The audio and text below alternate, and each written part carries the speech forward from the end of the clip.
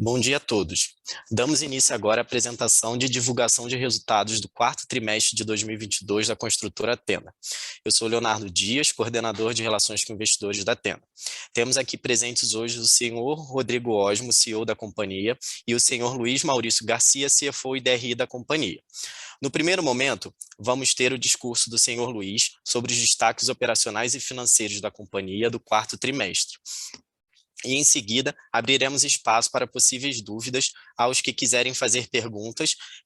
Basta levantar a mão que faremos a moderação conforme a sequência no momento do Q&A.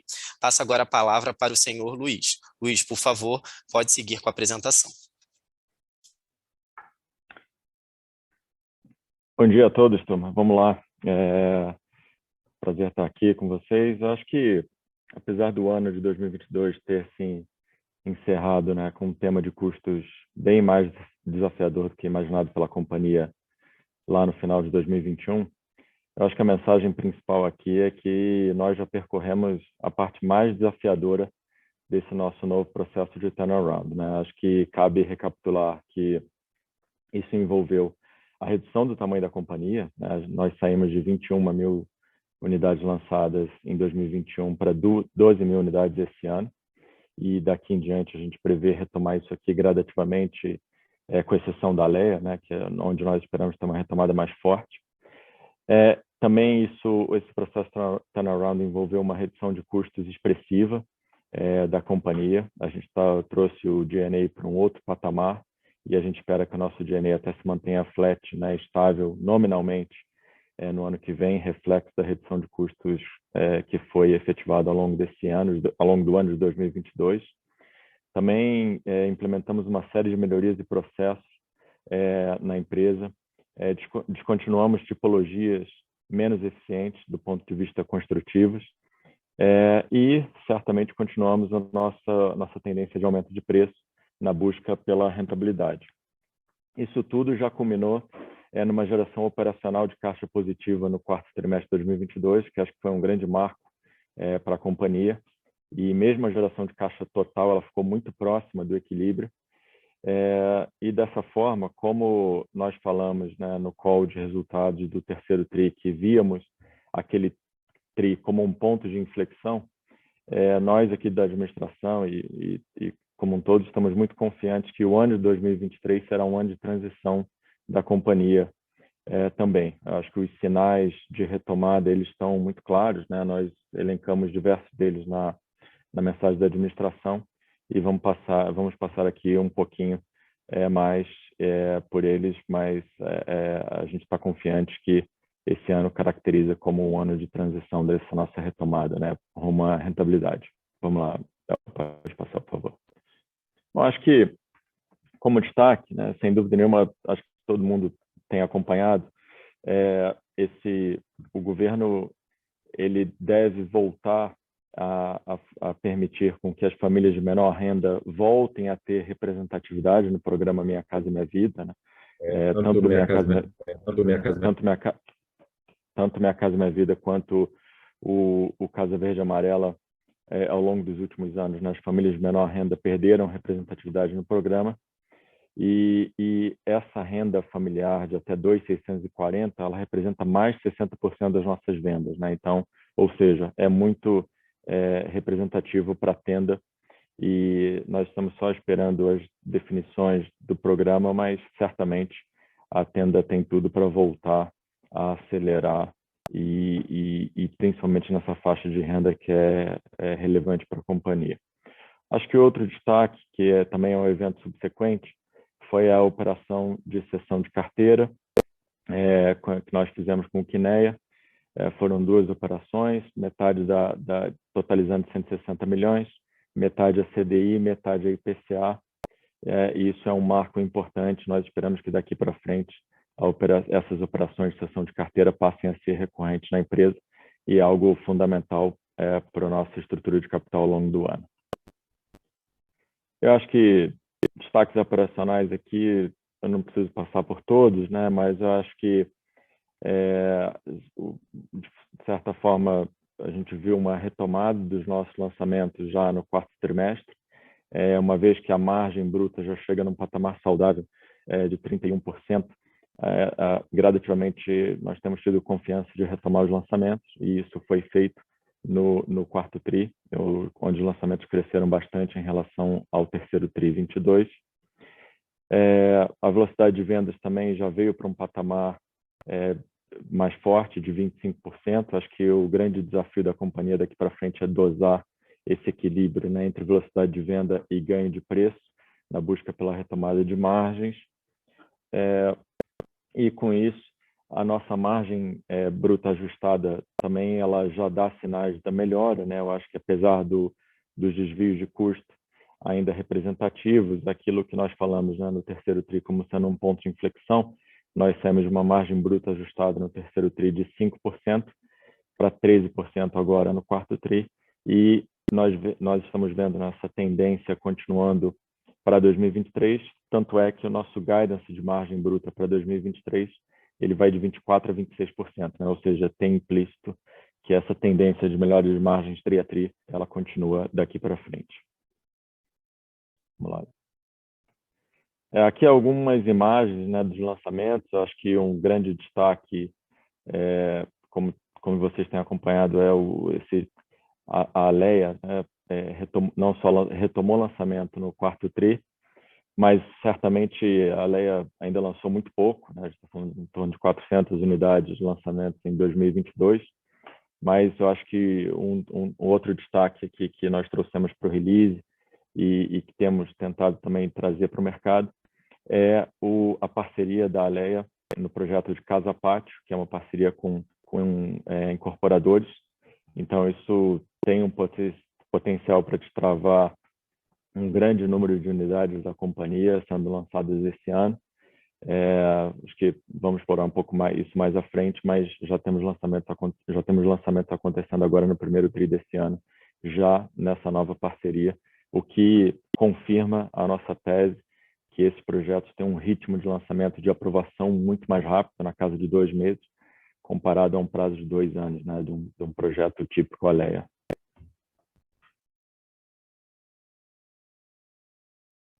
Acho que aqui, como já falamos, né, o grande destaque foi a retomada dos lançamentos no quarto trimestre de 2022.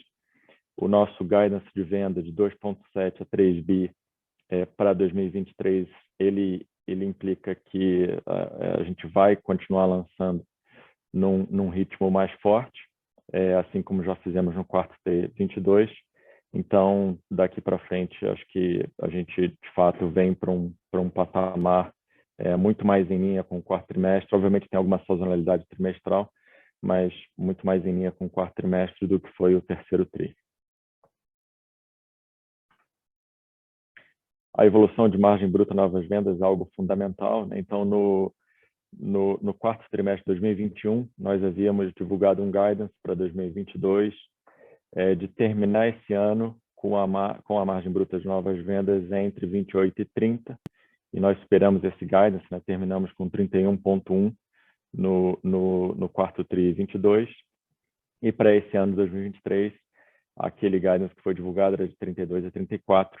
Então, nosso objetivo é, sim, continuar melhorando essa margem, e eu acho que as alavancas não só do FGTS Futuro, mas também das novos parâmetros do programa Minha Casa Minha Vida, sem dúvida nenhuma, são fundamentais para que a gente siga esse caminho de retomada de rentabilidade. Aqui acho que é um pouco mais disso, né, que nós estamos falando. Acho que a tendência também de preço, obviamente tem aqui a questão do mix, ela tende a continuar. Acreditamos que o preço médio do ano de 2023 deva ficar na casa de 200 mil. Então, isso implica que a gente, né, nós começamos o ano aí na casa desses 190, mas a gente deve terminar o ano com um patamar acima de 200 para que a média fique em torno de 200. Obviamente, isso sujeito a mix, mas olhando a mesma tipologia de produto, esse deveria ser a tendência. Aqui a margem REF, né, que ela se manteve estável TRI a TRI em 25,7, mas o grande destaque aqui é a diferença entre a margem das vendas de 2022 e as margens das vendas anteriores a 2022, né, de 35,1% para 15,2%. Né? Então, isso deixa evidente que todas as nossas novas vendas e os preços eles estão condizentes com um patamar de rentabilidade muito mais saudável para a companhia. Eu acho que esse slide aqui, ele é fundamental para o mercado entender por que nós estamos bastante confiantes, né, na retomada da rentabilidade, o que está implícito, né, no nosso guidance de margem bruta para 2023. Né? É o ritmo, dado o ciclo construtivo mais curto da Tenda, mesmo com a dilatação do prazo que aconteceu, né, nesses atrasos de etapas que nós tivemos, né, no pós-pandemia, ainda assim a transição ela é muito rápida. Então, isso, e obviamente ela está, se a gente olhar o segundo semestre, o impacto da receita de lançamentos anteriores a 2022, ele é ainda menor, né? Então a representatividade deles é ainda menor. Então, olhando o ano, esses 37% naturalmente tem uma concentração no primeiro semestre e um impacto bem menor no segundo semestre. Então, isso evidencia por que a nossa margem deve melhorar forte tri a tri, assim como aconteceu nesse tri, né? A gente veio do terceiro tri de 5 para 13, então essa tendência tende a continuar, até porque, como mostra aqui, o peso do reconhecimento de receita de projetos anteriores a 2022 no segundo semestre tende a ser muito baixo. Acho que aqui já passamos, já falei bastante dessa margem, né, tendo ido de 5 para 13. Podemos seguir, não? E eu acho que outro fator muito importante aqui, como eu coloquei na introdução, é a readequação do tamanho dos nossos custos, né, do G&A da empresa. Então, esse patamar de 49 milhões, 49,8, né, 50 milhões, é o que nós enxergamos para o ano de 2023. Então, a gente tende a entregar um G&A em 2023 na casa de 200 milhões. E isso é bom, porque isso significa dizer que as reduções que nós fizemos, elas mais do que compensam a inflação que tem vindo. Né? Então, acho que com isso a gente deve continuar vendo a diluição, como a gente tem visto recentemente, né? A diluição chegou a um pico de G&A sobre receita de 9,4 no terceiro tri 22, já reduziu para 7,9, e para 2023 esse indicador tende a continuar melhorando, uma vez que o G&A continua estável nominalmente e a receita deve retomar com a retomada dos nossos volumes, né, como está implícito no guidance de venda por ano. Aqui é o resultado líquido, né, que nós falamos. Acho que havíamos dito, né, que enxergávamos o terceiro trimestre de 2022 como o pior resultado do ano, né, e seria um ponto de inflexão, e seguimos confiantes com essa tendência, né, 2023 tendo sido o ponto de inflexão do ano, e daqui para frente a gente teria a seguir melhorando o resultado. Acho que outra grande notícia do TRI foi essa, né? Eu acho que o consumo de caixa ele sempre tende a andar um pouco na frente do lucro, né, do resultado final. Então, nós vimos isso, né, em 2021, onde a companhia começou a ter uma queda na geração de caixa até antes do resultado, e eu acho que o inverso está acontecendo agora. Né? Então, acho que cabe fazer um disclaimer aqui, né, que alguma oscilação tri a tri é possível.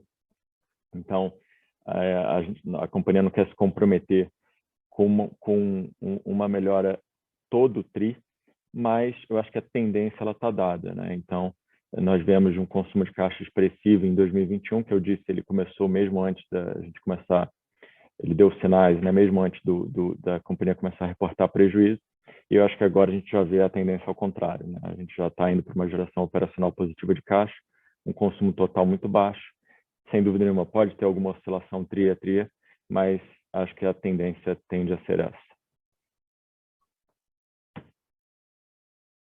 E acho que outro grande marco decorrente disso, né, a consequência disso, né, para o nosso indicador de alavancagem. Sem dúvida nenhuma, aqui o que mais pesou quando olha do terceiro para o quarto TRI foi o patrimônio líquido, né? Então foi o denominador, dado que a dívida líquida se manteve praticamente estável diante do baixo consumo total que nós tivemos. Mas quando a gente coloca a operação feita com Quineia, cessão de carteiras de recebíveis, isso já reflete uma boa redução na alavancagem.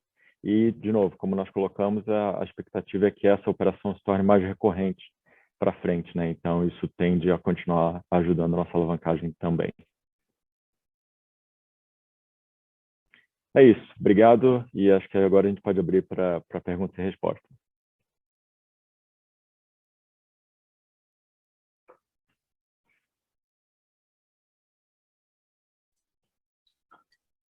Agora vamos iniciar a sessão de perguntas.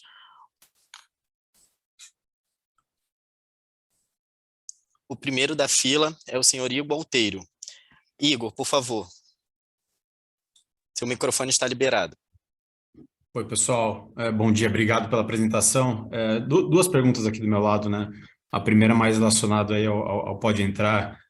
Queria entender um pouco como é que está o apetite de vocês, né, com relação ao leilão, impacto em termos de alavancagem, né, considerando aí que pega bem as faixas que vocês têm uma exposição grande, né, de renda até com o preço ali, né, até R$210 mil. Então, eu queria ver como é que vocês estão vendo, né, e até questão de recorrência desse programa, né. Então, acho que essa é a primeira, e a segunda mais com relação a guidance de margens, né? Nesse guidance que vocês estão passando, o que tem aí de aumento de prazo, né, de financiamento imobiliário, FGTS consignado, que tá sendo considerado nessa conta? É que eu caio aqui, Luiz. Pode seguir. Tudo bom, Igor? Bom, Pode Entrar, o leilão dele já aconteceu em janeiro. A gente entrou com 7 mil unidades, foram 7.400, né, exato, né, Luiz, se eu não me engano. Isso. E agora ele está numa fase em que a prefeitura ela está fazendo análises técnicas das propostas que foram submetidas. Então, de uma certa forma, a gente está esperando o resultado, que deve aparecer nos próximos dias. Já está, de acordo com o programa original, já está atrasado esse resultado. E aí tem uma fase muito intensa dos competidores, eles tentando embargar outras propostas, porque entendem que tecnicamente elas não estão de acordo com a letra do edital, ou porque as empresas não têm condições financeiras ou índices de liquidez suficientes para ganhar o edital. Então tem muita disputa ainda para acontecer, porque se entrou 104 mil unidades foram oferecidas para o Pode Entrar, de um total de 40 mil que seriam selecionadas. A gente, obviamente, entende que o Pode Entrar ele pode ser muito transformacional, principalmente para a alavancagem da companhia, mas a gente não está contando com ele para nada. Em nenhum dos planos da companhia hoje, o cenário base é ganhar o Pode Entrar. A gente conta... por que isso? Apesar de ser um programa cujo leilão já foi feito, foi extremamente bem elaborado. A gente acha que o Pode Entrar ele é um exemplo de programa habitacional para o resto do Brasil. Ele nunca aconteceu antes, né? Então, para nós é uma novidade. Diferente, por exemplo, do Minha Casa Minha Vida, que é um programa que já tem praticamente 13, 14 anos. Então, a gente entende muito bem como é que os parâmetros evoluem, como é que os agentes políticos eles tomam suas decisões. Então, a gente consegue ter um alto grau de visibilidade do que vai acontecer. Com relação ao Pode Entrar, a gente ainda não tem isso. Não quer dizer que a gente está desconfiado de que algo vai acontecer, simplesmente a gente não quer contar com algo que é inédito para resolver as questões da companhia. Pensando no Pode Entrar, a significância que ele pode ter para a Tenda, a gente não tem ainda visibilidade. A gente, obviamente, tem inúmeras análises internas, a gente mergulhou demais nesse programa, inclusive nas propostas que foram apresentadas, mas digamos que a gente tivesse uma chance média de ganhar. Ou seja, a gente deveria ter 40% de chance de ganhar cada uma das propostas que a gente apresentou, porque foram apresentados 40 mil unidades, foram apresentados 100 mil unidades e 40 mil serão selecionadas. Como a gente apresentou 7.400 unidades, 40% disso dariam 3 mil unidades. O preço médio das propostas que a gente fez então um pouco acima de 200 mil reais.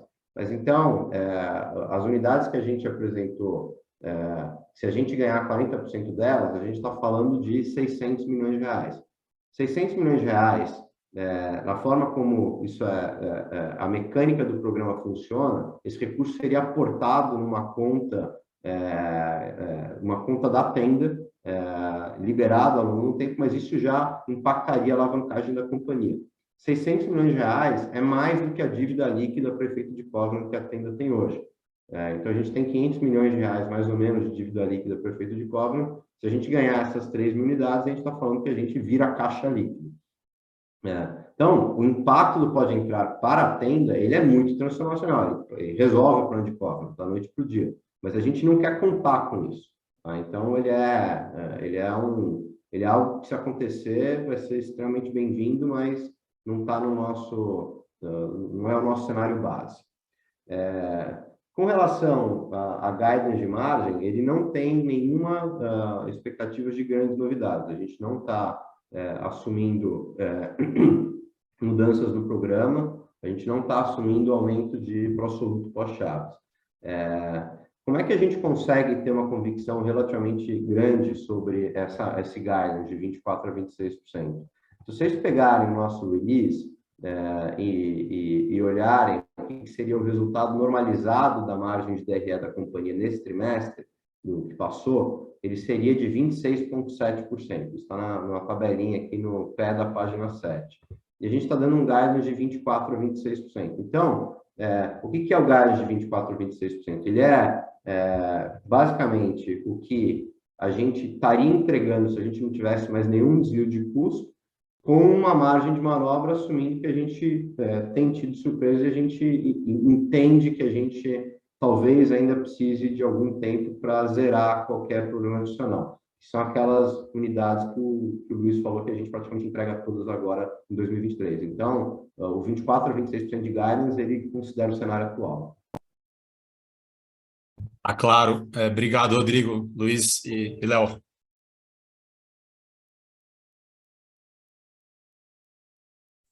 Obrigado, Igor.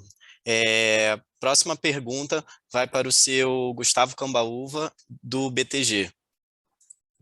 Gustavo, seu microfone está liberado. Oi, pessoal, bom dia. Primeiro, eu queria fazer até... Alô? Oi, pessoal, desculpa. Bom, eu queria primeiro fazer um follow-up nessa questão da margem, né, que vocês comentaram, mas entendendo um pouquinho sob a ótica das revisões de orçamento, tá? Porque, primeiro, eu queria entender um pouquinho o que foi, assim, se teve alguma questão específica agora no quarto TRI, que no release vocês até comentaram do concreto, mas pelo que eu tinha entendido, tinha sido no TRI anterior. Então, eu queria entender exatamente o que houve aqui, para até entender a confiança de vocês de que, de fato, essa margem de novas vendas ou a margem do backlog vai, vamos dizer assim, fluir para o resultado de acordo com o esperado, ou se tem a possibilidade aí de, enfim, mesmo essas obras chegando no final, a gente continuar vendo mais revisões de custo, e se tem alguma coisa além de inflação aqui, alguma coisa processual que vocês não tinham percebido inicialmente, foram percebendo agora, enfim, entender um pouquinho mais essa mecânica da revisão de orçamento. E aí a minha segunda pergunta é em relação a essa, vamos dizer, virada, né, no cash flow e venda de carteira, né? Essa primeira venda que vocês fizeram agora, eu queria entender até que ponto ela, vamos dizer assim, ela abre espaço para fazer muito mais coisa ao longo do ano, se você tem uma expectativa aí de volume que pode ser feito de venda de carteira, e até, vamos dizer assim, quando você compara essa primeira, pelo que eu vi, foi tudo carteira pré-chaves, né? Se talvez o desconto aqui implícito ele é maior, né, do que, vamos dizer, potenciais vendas futuras, ou se é parecido, qualidade de crédito, se é parecido com o que vocês têm no restante da carteira, enfim, entender um pouquinho o que isso pode mudar o jogo ao longo de 2023. Obrigado. Obrigado. Vou falar aqui, ótimo, qualquer coisa você...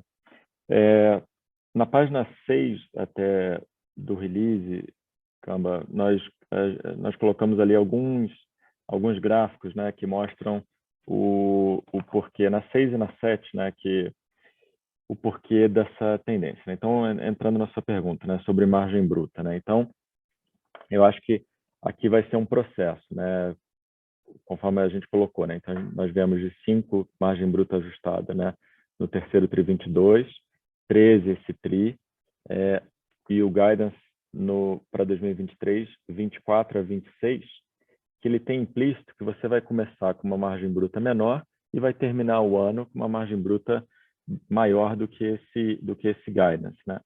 Então, quando você olha a tendência, de fato, essas obras mais problemáticas, né, que têm etapas, e você tem que pensar o modelo, como a Tenda tem uma abordagem industrial no modelo construtivo, sempre que você tem um atraso, então, por exemplo, um simples atraso da instalação do elevador, ele gera um efeito cascata enorme na companhia, porque desde do piso do corredor do térreo até a pintura do corredor ao lado da porta do elevador, que você não realizou isso do térreo até o 26º andar, só para mencionar aqui uma tipologia que a gente está descontinuando, esse processo todo está em atraso e esse atraso é medido cada dia de atraso.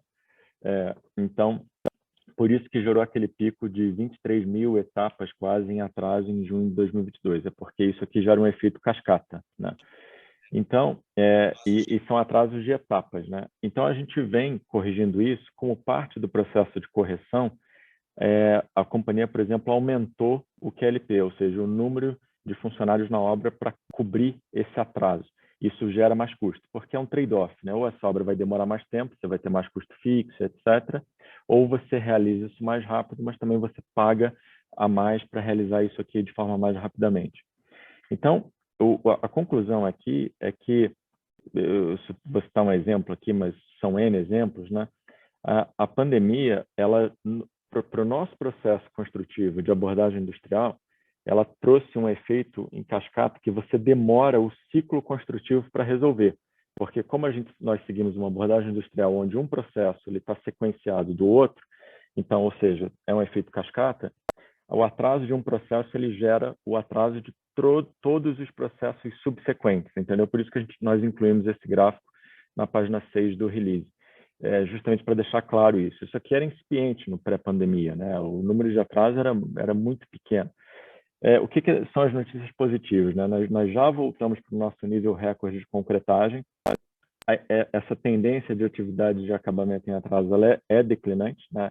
Nós já identificamos todos os gargalos que foram gerados no pós-pandemia e já resolvemos eles, tanto é que o gráfico vem ladeira abaixo, mas essas obras precisam chegar no fim.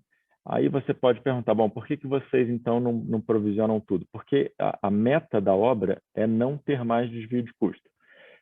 E aí, mas você pode ter uma segunda pergunta, né? Mas de fato você não vai ter mais nenhum desvio de custo no primeiro TRI? Não, a gente pode ter algum desvio de custo pequeno, mas essa tendência de redução do desvio de custo, que nem ela aconteceu do terceiro TRI para o quarto TRI, ela continua de forma que no segundo TRI, quando a gente já tiver entregue 80% dessas obras mais problemáticas, a tendência é que aí já seja zero ou muito próximo de zero, né?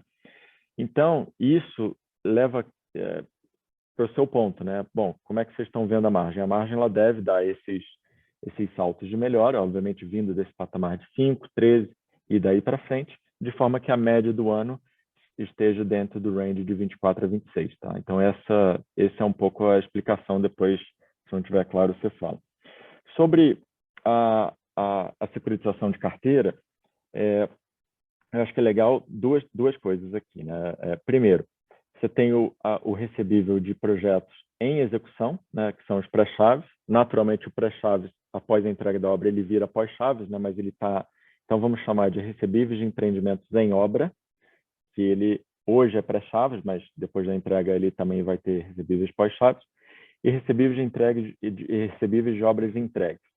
Então, o recebível, a primeira sessão que nós fizemos foi o recebível exclusivamente de empreendimentos em obra.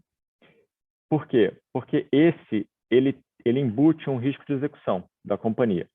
E, portanto, ele não é passível de ter um rating superior ao rating corporativo. Já o recebível de empreendimento de obras já entregues, não existe mais o risco de execução, portanto, ele é passível de ter um rating superior ao rating da companhia. E, consequentemente, ele deveria ter uma taxa de rendimento menor do que a superação que nós fizemos, que foi CDI mais 5. Então, a nossa expectativa é que as próximas operações, principalmente as que envolverem recebíveis de empreendimentos de obras já entregues, tenham uma taxa menor do que essa. Tá? Com relação a perfil de carteira, nós fizemos um extrato e o perfil das próximas sessões também tende a ser muito parecido com esse. A principal diferença é pré-chaves e pós-chaves, né? Ou seja, esse termo pré-chaves e pós-chaves não é bom porque o pré-chaves vira pós. Então, ele é obras em andamento e obras entregues. Tá? Então, esse primeiro foi de obras em andamento. As próximas a gente também deve fazer de obras em andamento, mas vamos incluir obras já entregues, onde a gente está num processo de emissão do rating dessa carteira, o que tende a permitir uma taxa menor do que a taxa dessa primeira emissão. Tá bom? Tá ótimo, gente. Obrigado pelas respostas. Luiz, só na carteira, só para entender, você falou, né, quer dizer, a taxa talvez um pouco melhor, o rating parecido de volume, assim, tem alguma expectativa aí do quanto que dá para fazer ao longo do ano, assim, dá para pensar esse volume aí mais ou menos todo tri, ou parece muita coisa? Acho que todo trio é muito, Cambova, mas eu acho que a gente pensar alguma coisa em torno de 300 a 400 milhões para o ano todo é algo que que é factível, que a gente espera fazer. Tá ótimo, gente. Obrigado, bom dia. Obrigado. Obrigado, Gustavo. Obrigado, Gustavo. A próxima pergunta vem do senhor Pedro Lobato, do Bradesco. Pedro, o seu microfone está liberado. Bom dia, pessoal. Obrigado pelas perguntas. Do nosso lado, que são duas, mas um pouco para entender assim esse descasamento de lucro e caixa, a perspectiva é de uma melhora aí relevante da margem no segundo semestre. A gente só queria um pouco mais de cor assim do que a gente pode esperar da geração de caixa aí nesses projetos. E a segunda é mais em relação à Alea, né? Como essa perspectiva do core business aí tá bem boa aí para o ano. Mais para entender se isso muda a estratégia da Alea aí para esse ano e para o próximo. Obrigado. Vamos lá, Pedro. Eu falo aqui do Free Cash Flow e o Osmar fica com a Alea. Então, o Free Cash Flow, acho que é um pouco do que nós colocamos aqui na parte inicial, né? Eu acho que a tendência está muito clara, né? Quando você olha o gráfico está na página 5 e também tem lá mais à frente, mas a companhia vem nessa tendência, né, de redução do consumo e chegou nesse tri numa geração operacional positiva. É um pouco eu acho que assim, qual é a resposta aqui? A tendência é essa, mas alguma oscilação tri a tri é factível. Você conhece o nosso negócio, né? A gente está sujeito a qualquer intempérie. Você pode ter um tri que trava um pouquinho o repasse, outro tri que...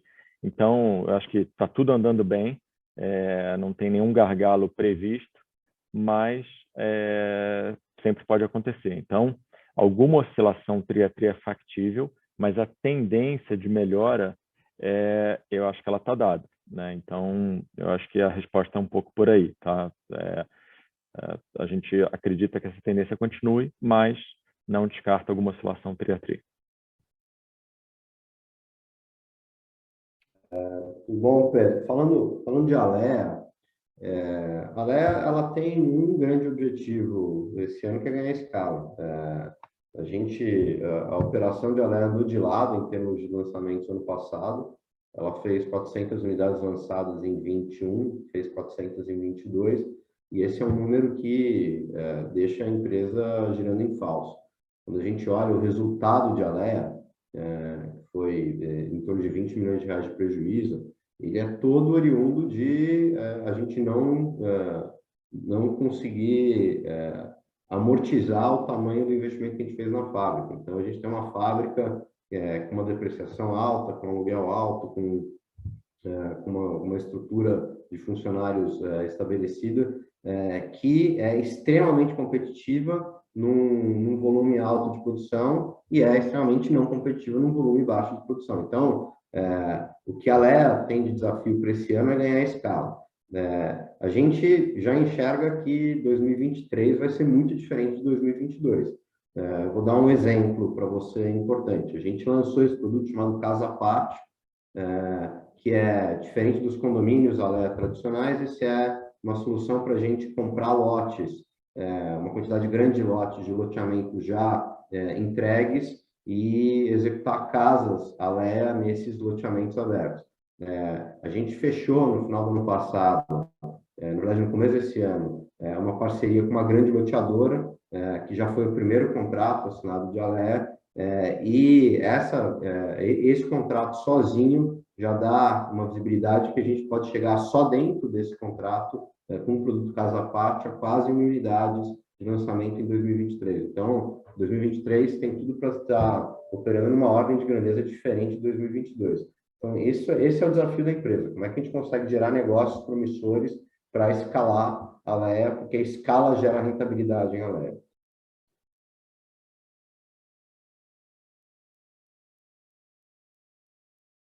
Perfeito, pessoal. Obrigado, bom dia. Obrigado, Pedro. Nossa próxima pergunta vem do Antônio, do Santander. Antônio, o seu microfone está liberado.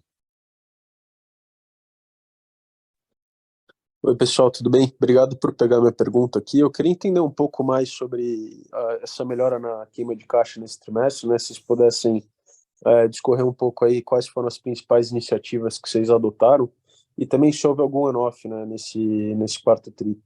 E também queria entender, pelo que vocês conversaram aí, já entendo que tem uma venda de carteira aí no gatilho, mas se vocês já entendem que seria possível respeitar os covenants de 24 sem novas operações de venda de carteira, né? Bom, obrigado, Antônio. Vamos lá.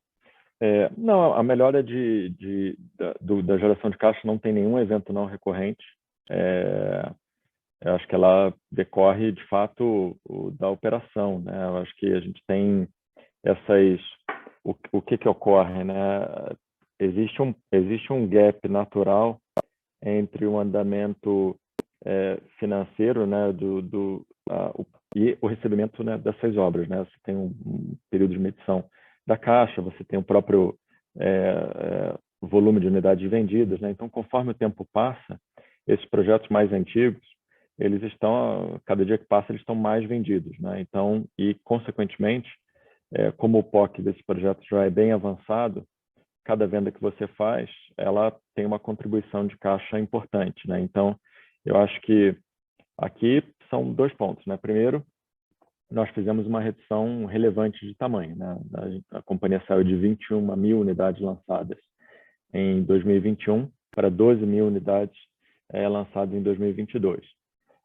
Segundo, o andamento dessas obras, né, dessas safras, né, da pós-pandemia, né, 2020 e 2021, ele já está bem andado. Então, cada vez que você teve no início, né, um consumo de caixa expressivo, que era você começou essas obras de margem bruta muito baixa e, consequentemente, como elas têm um processo de venda ao longo do tempo, que o nosso modelo é mais uma venda constante ao longo do tempo, né, ao invés de vender muito na largada, como alguns outros incorporadores.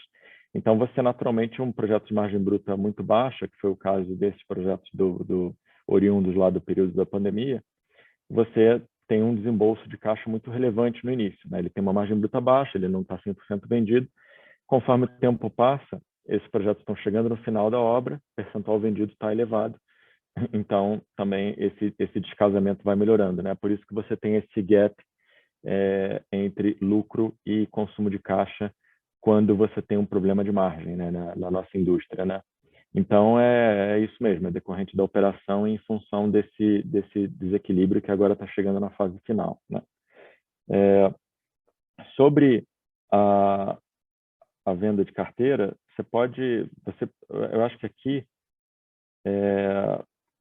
a sua pergunta da venda foi especificamente em qual ponto? Só reformula aqui, Antônio, por favor. Oi, Luiz. Seria se vocês conseguiriam respeitar os covenants de 24 sem novas operações, né? Se vocês vão ter que fazer a operação para respeitar.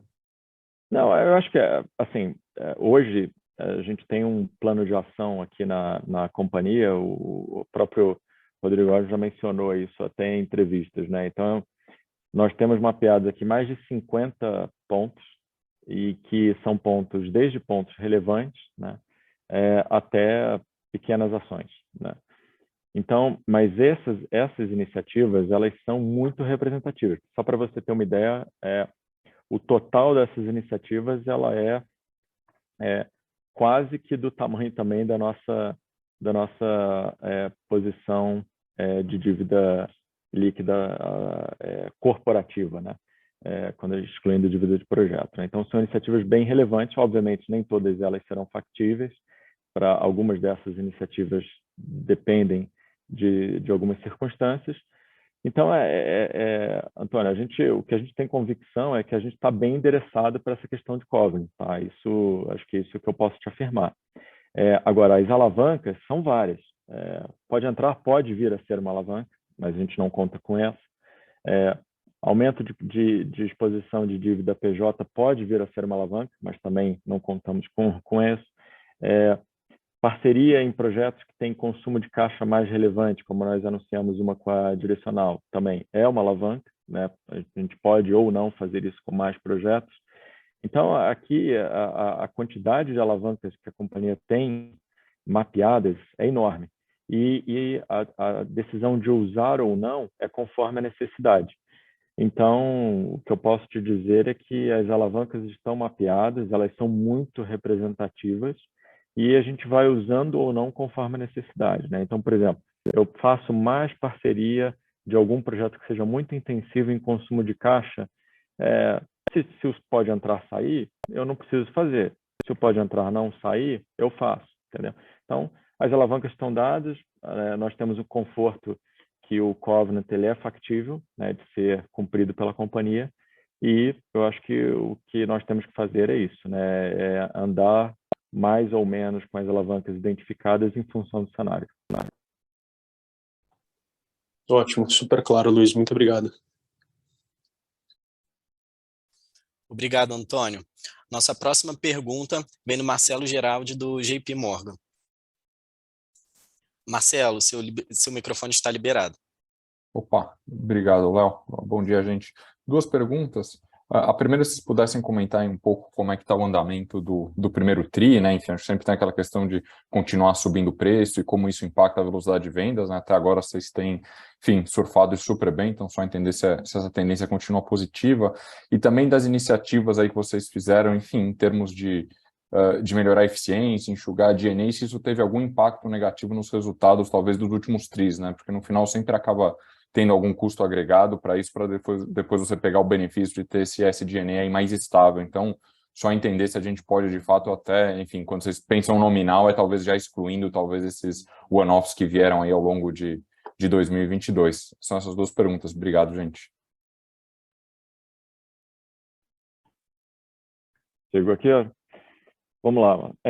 De fato, em algumas regiões, você começa, a companhia tem a equação, né, a curva de elasticidade, só que, naturalmente, essa curva de elasticidade a gente está sempre testando a aderência dela, né, e isso vai retroalimentando o nosso sisteminha de inteligência artificial, né, é quase como se fosse um Big Data, né, que é um sistema que ele, através de equação com vários inputs daquele ambiente competitivo, onde o projeto está inserido, ele vai definindo o que é o preço e, naturalmente, a gente vai também testando o sistema para retroalimentar essa elasticidade de preço, né? Então, de cada projeto. Então, todo mês, o time de vendas, né? E, obviamente, no dia a dia vai monitorando isso e a gente vai adequando o preço à realidade daquele momento. Então, em algumas regiões, eventualmente, você passa por um período um pouco mais desafiador e, invariavelmente, isso é porque tem algum concorrente muito competitivo em preço naquela praça. Então, aí o processo decisório vai depender muito da circunstância. Às vezes pode ser simplesmente esperar esse concorrente, pode ser que ele esteja numa fase, está próximo da entrega do empreendimento, então ele está fazendo um desconto um pouco mais agressivo para essas unidades remanescentes. Então, eu acho que a arte aqui é sempre dosar um pouco em relação à situação de cada empreendimento, né? A gente tem tem sido bem, a gente tem aqui praticamente um dia inteiro por mês que a gente se dedica a olhar projeto a projeto e para definir a estratégia do mês seguinte, mas ao longo do mês, né, diariamente, os nossos BIs e tudo, a gente vai acompanhando isso e a arte aí dosando isso. Então, sendo direto ao ponto aqui, em uma região ou outra, a gente começa a se deparar com uma maior dificuldade, mas a meta continua sendo, né, o objetivo continua sendo nessa retomada, né, pela nossa rentabilidade, a gente precisa fazer isso. E acho que a maioria dos parâmetros, né, seja, por exemplo, hoje há 35 anos ainda é pouco representativo nas nossas vendas, né, em torno de 10%. Isso tem uma tendência de aumento. FGTS Futuro ainda não está em vigor, né, a expectativa é que entre em vigor em abril, isso também. E os novos parâmetros do programa também não. Então, circunstancialmente, né, você tem um maior desafio em uma região ou outra, mas, por outro lado, acho que a tendência é que toda essa frente de melhoria de parâmetros e a própria dissídio que os nossos consumidores vão tendo gradativamente, a gente vai conseguindo fazer. É um processo contínuo, né, Mota? Então, acho que a resposta é um pouco por aí. A gente está colocando, sim, não no mesmo ritmo que antes, mas acho que conforme também as melhorias de parâmetro vão vindo, a gente segue com essa tendência, tá? Sobre G&A, de fato, no terceiro TRI teve, sim, algum não recorrente ainda. Eu acho que esse quarto TRI, né, nesse patamar de 50 milhões, ele já é o patamar que a gente enxerga, que nós enxergamos aqui para 2023. Como eu disse, né, a nossa expectativa é fechar o ano de 2023 com G&A na casa de 200 milhões, ou seja, ele é estável nominalmente em relação a esse patamar do quarto trimestre de 22. Isso exatamente reflete um pouco desse fato, né? As otimizações e melhorias de custo que nós fizemos, ainda teve algum não recorrente no terceiro TRI e no quarto TRI, de forma que, mesmo com os dissídios do ano de 2023, ainda assim a gente rodaria nesse patamar médio, né, de 50 milhões por TRI, tá? Perfeito. Muito obrigado. Valeu, Luiz. Obrigado, Marcelo. Nossa próxima pergunta vem do André Mazzini, do Citibank. André, seu microfone está liberado. Oi, time. Obrigado pelo espaço. Estão me ouvindo? Acho que sim, né? Perfeito. Sim. Uma pergunta rapidinha, pergunta sobre faixa 1, se vocês tiveram alguma novidade lá de Brasília, Ministério das Cidades, sobre o possível novo desenho da faixa 1, né? Muita gente esperando que ele fosse parecer com esse programa de São Paulo, fosse entrar, idealmente, né, nessa estrutura de escrow account, em que o dinheiro será colocado ex ante, mas isso de fato vocês acham que vai acontecer? E qual desenho que faria vocês estarem animados, dispostos a estar no faixa 1 ou não é o caso? Vocês preferem não entrar no faixa 1 a despeito de um desenho melhorado? Essas impressões disso. Obrigado. Bom, Mazzini, vamos lá. A Tenda, do nosso posicionamento é ser o lowest cost provider. Então, a gente entende que tem o menor custo de execução no mercado. Então, para nós, faixa 1 bem estruturado pode ser atrativo. O que é um faixa 1 bem estruturado? Ele depende de alguns elementos, mas eu acho que dois principais são ter um preço pago, que é um preço que faz sentido, que fale com o nosso custo de oportunidade e que tenha uma sistemática de pagamento que tragam um risco mínimo de recebimento, porque isso foi um problema lá atrás, onde, por insuficiências orçamentárias, algumas obras foram abandonadas, inclusive de players grandes. Em termos de preço, as sinalizações têm sido positivas, né? Hoje saiu uma reportagem do Rui Costa, que é o ministro da Casa Civil, falando que o preço médio do faixa 1 seria em torno de R$170 mil. A gente teve um preço médio de venda de R$190 mil. Quando a gente tira despesas comerciais e pagamento de TBI que a gente faz para os nossos clientes, a gente já chega em R$170 mil. Então, se de fato o faixa 1 ele tiver um preço de R$170 mil, a gente vai olhar com carinho, sim, porque um dos critérios que seria atratividade de preço, ele estaria dentro daquilo que seria atrativo para a gente. Com relação ao cronograma de pagamento, o risco orçamentário, aqui a gente vai ter que olhar com um pouco mais de cuidado, porque as conversas que a gente tem tido com o governo federal, não existe apetite para fazer algo parecido com o Pode Entrar, por uma questão orçamentária. O orçamento do Pode Entrar são R$8 bilhões, o orçamento do faixa 1 FAR para o Brasil inteiro são R$10 bilhões. Então, o orçamento que a cidade de São Paulo tinha para o Pode Entrar é do tamanho do orçamento que o Brasil todo tem para Minha Casa Minha Vida, faixa 1. Então, o governo não quer estar restrito às unidades que daria para você fazer simplesmente com os R$10 bilhões. Eles querem que os 10 bi paguem o andamento da obra deste ano, 2023. Então, a gente vai ter que olhar com algum cuidado. Eu não sei te dizer ainda se existe alguma estruturação que nos deu conforto. A gente vai ter que estudar em função do que sair do programa federal. Muito claro. Obrigado, Osmo, Luiz. Léo. Obrigado, André. Seguimos aqui aguardando as perguntas. Estamos sem perguntas aqui. Vamos dar mais alguns segundos para caso alguém queira perguntar. Próxima pergunta, André Dib, do IBBA. André, seu microfone está liberado. Bom dia, pessoal. Obrigado pela apresentação, obrigado pela pergunta. Eu queria checar aqui mais a parte de preços, né? Quanto de espaço vocês enxergam ainda para continuar aumentando o preço, levando em consideração só as medidas que já foram aprovadas no ano passado, quanto disso vocês já repassaram e quanto vocês acham que ainda teria espaço, vindo principalmente aqui do FGTS consignado e da extensão do prazo de 30 para 35 anos. É isso, obrigado. A gente, no final do ano passado, no Tenda Day, a gente fez um cálculo de quanto que seria o full potential do FGTS futuro junto com a Price 35 anos, né? E a gente entendia que o full potential para a gente seria algo como 13, 14 mil reais de ganho de capacidade de financiamento dos nossos clientes.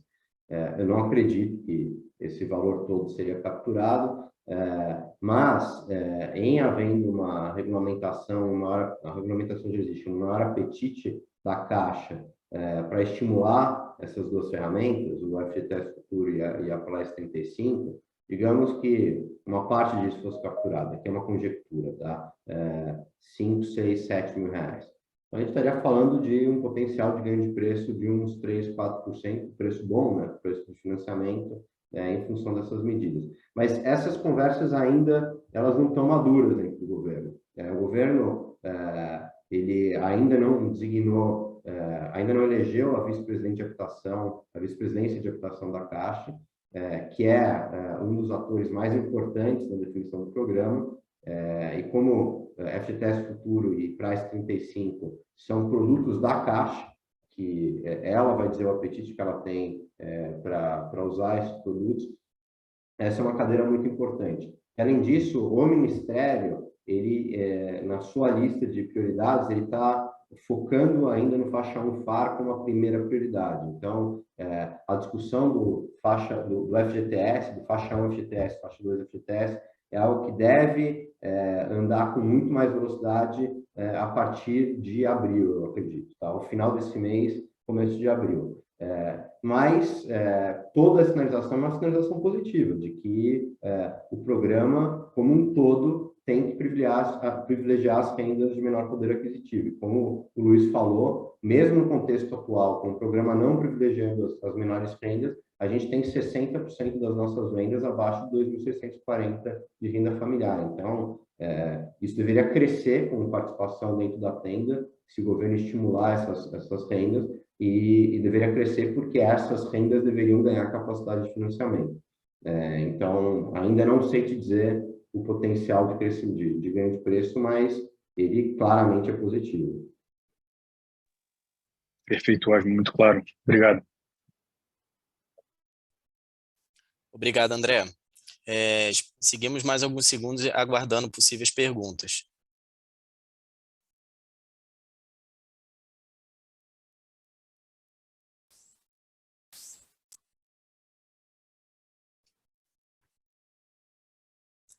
Não havendo mais perguntas, passo agora a palavra para o senhor Osmo para as considerações finais. Bom, gente, acho que esse foi um ano muito importante nessa trajetória desse novo turnaround, né, desse ponto de inflexão que a tenda está passando. Acho que a gente teve uma notícia que foi uma notícia pior, bem pior do que a gente imaginava, que era o custo. A gente acreditava no final de 2021 que a gente tinha precificado, em termos de custo, todos as implicações do Covid. Em 2022, a gente teve uma surpresa ruim, que foi a guerra da Ucrânia, que teve um impacto ainda importante em custos de materiais.